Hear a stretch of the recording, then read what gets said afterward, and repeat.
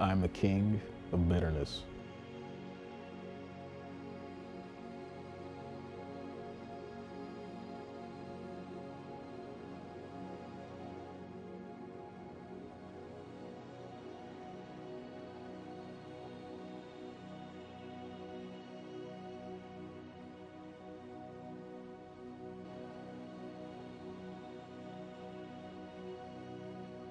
The struggle that I'm the king of is one that is easy to identify in other people, but I would say most hardest for me to identify in myself, and that's bitterness.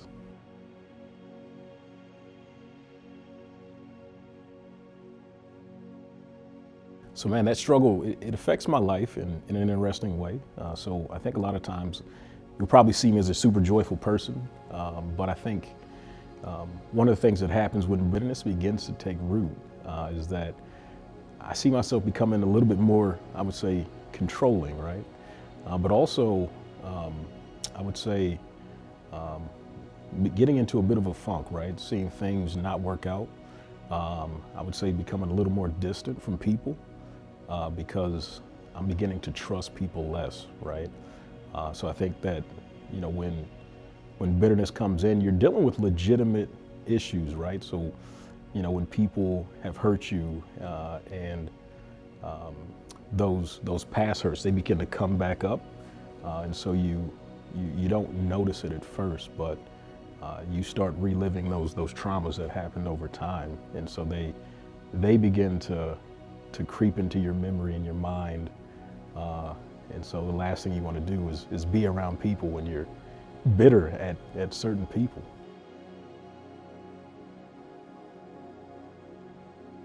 Yeah, so I've seen God's mercy and grace in my bitterness, working through other people, right? So this past fall, we were able to go on a retreat with the gathering. I remember at the end of one of the sessions, like I felt the need to confess some of the things that I was dealing with, right? And so I think in a real way the Bible tells us to confess our sins to one another.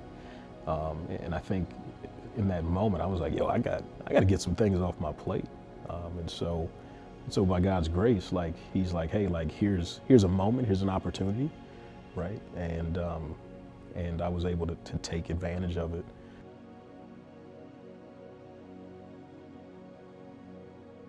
So what this situation of bitterness has taught me is that God is patient.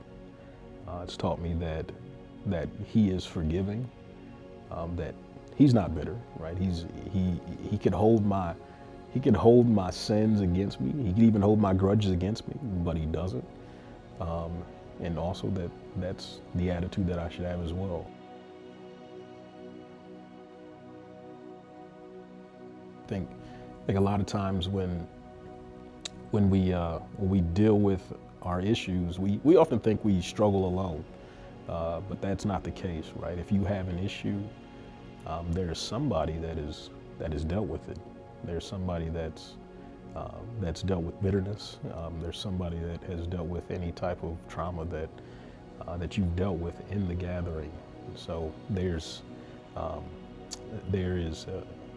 real sense in which, you know, if you begin to share, that may open a gate and an opportunity for other people to share as well, and you'll be healed. You'll be healed.